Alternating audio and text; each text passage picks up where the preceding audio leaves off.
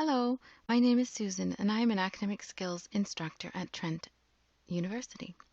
In this presentation, From Citations to Formatting using APA 7th edition, I'm going to talk to you about using the American Psychological Association or APA 7th edition style for your university level written work. According to the American Psychological Association, APA style provides a foundation for effective scholarly communication because it helps authors present their ideas in a clear, concise, and organized manner. In this presentation, I will briefly discuss three key elements of APA style, those being formatting, the mechanics of style, and documentation. APA style requires writers to format their work so that their information is presented in a clear, concise, and organized manner. Formatting refers to the order and structure of certain elements of your written work, such as title pages, paragraphs, headings, page numbers, and the reference list. Mechanics of style guides writers in their use of punctuation, capitalization of certain words, such as proper nouns and diseases, and also addresses how to properly express numbers. Finally, this presentation will discuss APA documentation requirements for giving credit to the sources you use to support your own work. We will discuss how to properly cite both in text and in the reference list. So first, let's discuss some of the most common APA style requirements that you will use in your courses. Formatting for an entire document, the title page, the first page, and we will also discuss proper format for headings and subheadings. It's important to note that APA 7th edition has introduced particular requirements that apply to student papers. These requirements are different from those recommended for professional papers being submitted for publication. Make sure to check with your professor or teaching assistant about whether they prefer that you use the APA requirements for student or professional format. APA requirements for the entire document format include requirements around font type and size, line spacing, and margin size. These requirements ensure that papers are accessible to all users. APA 7th Style Guide recommends the following font styles and sizes as they are the most legible and widely available of all fonts. Times New Roman 12 point, Calibri 11 point, Arial 11 point, Lucida 10 point, Georgia 11 point, and Computer Modern 10 point. Again, you may wish to check with your instructor or TA as to their font preference. Be sure to double space the entire document and use a 1-inch or 2.54 centimeter margin on all sides of all pages. APA 7th edition includes recommendations on title pages for student papers that now allow space for important information such as your course code and name of professor. Let's take a look at a sample. Here is an overall view of a student title page. As you can see, the title is centered and bold-faced, and it's positioned in the top half of the page, about 3 or 4 lines down from the top margin. If the title is more than 2 lines long, it can be separated on double-spaced lines. So let's take a look at some of the elements of the title page in closer detail. As you can see at the top right corner of the title page, we have inserted a single page number. Be aware that some word processing software applications, such as Microsoft Word, have a default font setting for the page number. So you should make sure that the page number font matches that which you've used throughout the rest of your paper. So the title of your paper is centered and bolded, positioned in the upper half of the page. The title summarizes the main idea of the paper as clearly and concisely as possible, or describes the major variables and relationships to be explored. You use what is referred to as headline style or title case for the title, which means that you capitalize all words, including words over 4 letters long and words that appear after a colon, even if it is a minor word. After the title, insert 2 double-spaced lines and then continue by listing the student name, followed by affiliation, which includes the academic department and Trent University, the institution. Now, for example, this student is in the School of Nursing at Trent, and notice that a comma is placed between, the program and the institution. So check and see how your program is referred to. For instance, at Trent, psychology is referred to as a department, while nursing and education are referred to as schools. A psychology student would list their affiliation as Department of Psychology, Trent University. So on the next slide, you'll put the course code. You can use the abbreviations for the department found in the academic calendar and the course name. And then on the next line, the name of your professor, and the due date appears at the bottom of the page. Your main body of work then directly follows the title page, and it generally looks a little like this, but let's take a closer look. Since you inserted page number 1 on your title page, this first page of your actual paper is numbered 2, and this is correct. Your paper title appears as it was written on the title page, at the top of this page, centered and bolded, and in title or headline case. Don't include any extra spaces between the title and the first paragraph. Just a single double-spaced line is required. And in fact, only include a single double-spaced line between each of your paragraphs and sections in your paper. It's important to note that you don't need a subheading for the introduction of your paper, as the first few paragraphs of your paper are assumed to be introductory. So let's talk about subheadings on our next slide. The number of headings in a paper varies and depends a lot on the complexity of the information presented. In general, a student paper rarely goes beyond 3 levels of headings, and a short paper may not even use them. You should give some thought ahead of writing your paper to what makes the most sense for your particular work.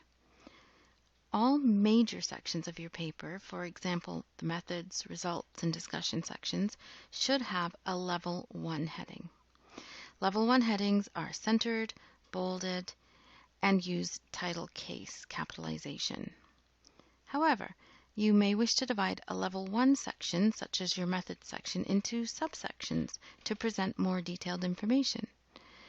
For example, in your Level 1 section methods, you may wish to have a Level 2 heading for design and another Level 2 heading for procedure. Should you require a further subsection in the Level 2 design section, you would then use a Level 3 heading and so on. When you're ready to write about your next Level 1 section, results, you would use the format of a Level 1 heading, as this is the next main section of your paper. Headings can be confusing, but once you start using them, you'll begin to see that they make sense and they help your reader, they help keep your work organized for your reader. Okay, so the next few slides are going to demonstrate the different heading levels. So as you can see here, the methods section requires a Level 1 style heading, and the participants section heading here represents a subsection of the methods section, and it's presented as a Level 2 heading, bolded and left aligned. In this illustration, the sampling method heading is a Level 3 heading. That's a third subsection of the main methods section. And within that Level 3 sampling method section, we see Level 4 with the information regarding the recruitment of participants, and Level 5 just below that, discussing the phone recruiting method. So note that with levels 4 and 5, a period appears at the end of the heading, and the text of the paragraph starts right after the heading on the same line. And notice that when you come to the end of a subsection, you can use a higher level heading to indicate the next topic. So here the author moves from a level 5 heading to a level 2 heading, data collection, to show that they are moving to a new subtopic within the methods section. Now let's get into some elements of style that are important to consider when using APA 7th Guide. In this presentation, we're focusing on three things: the use of the singular they pronoun, the correct way to present numbers in your papers, and the proper use of abbreviations and acronyms. Remember, this is not an exhaustive list of the mechanics of style covered by APA 7th. However, at the end of this presentation, we'll provide links to sources for more information about APA style elements. The APA 7th Style Guide discusses the importance of using bias-free language. This means that it's important to use language that does not make inferences or assumptions about certain characteristics of the individual group or groups you are writing about. For example, when the gender of a person is not known, the word they is now considered the preferable singular pronoun in APA style. You may also use theirs and them to describe a singular noun if gender is not explicitly relevant or known. So here are some examples in these following sentences. Example 1. When the participant was asked what they viewed as the most important issue, they focused on economic factors. And example 2. A patient might find it difficult to describe their symptoms. So when it comes to numbers, APA style has the following general rules. Use numerals for numbers greater than 9 and use words for numbers less than 10. However, if the number you're expressing measures or statistics or mathematical scores or a specific place in a series, then use numerals. As well, if you begin a sentence, or if you are writing common fractions such as 2/3 or 1/4, you would express these numbers using words. Abbreviations and acronyms. These are shortened forms of longer terms or phrases, and using them can save you considerable space and help you avoid constantly repeating that same lengthy term.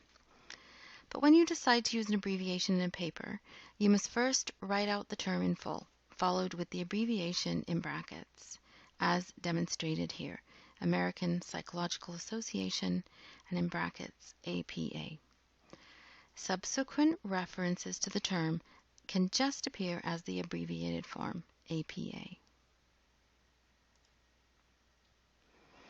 So this final section of the presentation will explore some of the commonly used APA referencing formats for both in-text and reference lists. You can find more information about referencing in our documentation guide on the Academic Skills webpage at www.trentu.ca/academic skills. Proper referencing is important because it indicates the quality of your research, it demonstrates your care and attention to detail, and it minimizes the potential risk of you committing plagiarism. Any fact, data, idea, or other piece of evidence that you use, whether you summarize it in your own words or you directly use a quotation, must be cited in the text of your work. Additionally, all sources that you cite in the text of your work must be used in the reference list. So in order to properly cite a source, you need to gather some basic information about that source. For example, you should be able to identify the type of source. Is it an article from a scholarly journal, a book, a government or agency report, a software program, or a film? you should know the title of the work, the author and/or publisher of the work, and the date it was published or written. All of this information is important to record because you and your reader should be able to easily find the source at a later time. But there are slight variations in the type of information you should gather about each different source. For example, a book and a scholarly article both have an author, a title, a publisher, and a date of publication. But a journal article may also have a volume and issue number, a page range, and a DOI, which is a digital object identifier, or a permalink. For a book, you might also need to note the chapter title, the edition number, and whether or not the book has editors. So, where can you find all of this important information?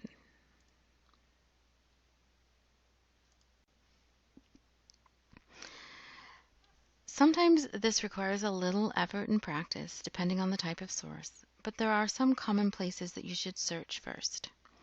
When you retrieve an article from an online database or index, most of the information you need should appear in the online index citation information. If there is information missing, the article itself will often contain all that you need on the first or the last page of the article. This is often where you will find the DOI. Sometimes a DOI can be located at the bottom of a website or embedded in the root of the URL. For books, all the publisher or copyright information you need should be contained in the first few pages of the book, directly inside the front cover. Creating in-text citations in APA 7th style is relatively easy when you know the author or authors of the work. The examples here demonstrate how to cite a source with 1, 2, or 3 or more authors. You should include the author's last name and the year of publication each time you cite a source in text. For a source with 3 or more authors, use the et al. Format for all citations, even the first time you cite the source. Now, sometimes an agency or an association acts as the author of a publication, and sometimes you do not have information on the author of the source. Occasionally, there will not be a publication date listed with the source you're using. So in the case of the agency author, use the association name where you would include a reference to an author. Where no information is provided about an author and there is no clear agency author, you may use a part of the article title in the citation, as demonstrated in this second example. If you do not have a publication date for an article, simply insert N period D period in small letters after the author in the in-text citation. So sometimes you use several different sources that are written by the same author or authors. In this case, use letter suffixes to the date, starting at A in the citations, and then also include these suffixes in the reference list. And on this final example, if you have multiple works in one citation, just list them alphabetically by author. If you would like to use a part of a source word for word in your paper, there are a few things to consider. If you do quote a source, it is important to be accurate and to not change the original meaning. You must always place quotation marks around the quoted words.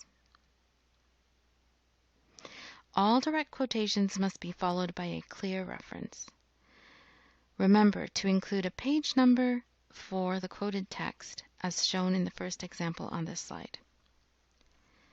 When paraphrasing, you must also cite your sources, but you generally do not need to include a page reference. However, there is an exception to this rule. When paraphrasing specific examples, points, or data, you must include a page number. in the reference. And that's demonstrated here. At the end of your paper, you must include a reference list that gives your reader all the information necessary to retrieve any of the sources that you have cited in your text. So let's look at some of the elements of its format. You continue the page numbers throughout the document, and if you have a running head, this also remains on the reference page. Running heads in APA are applied only APA 7, are applied only to manuscripts slated for publication. Student papers generally do not require a running head in APA 7, but again, you may wish to check with your instructor about their preference. So the reference list page is headed with the title References, which is centered and bolded at the top. The entire list is double-spaced and alphabetized by authors' last names. APA style uses a hanging indent on the second line of a reference. Using your word processing software, you can easily select the text you wish to indent, right-click, select Paragraph, and choose a hanging indent under the special indentation options. Learning how to create a hanging indent will save you a lot of time and frustration. So just a few other things to note about the reference list. Names of authors are inverted with the last name first, and you use only an initial for the first name of an author or an editor. When there are multiple works by one author, list them by publication date with the earliest one first. Identify multiple works in the same year by the same authors with letters as shown here, A and B. In titles of articles and books, you capitalize only the first word after a colon, and proper nouns. Journal titles and book titles are italicized, but article titles and chapter titles aren't. Included digital object identifier where available, and you always begin a digital object identifier, as shown here, with the HTTP URL address. So here's some examples of how to reference a journal article in an APA 7 reference list. Note that the title of the journal is italicized, but not the article title. And that the article title is written in what is called sentence case, where only the first word in the sentence or after a colon and proper nouns are capitalized. Note that for magazine or newspaper articles, you should include the full date of publication as indicated or shown here.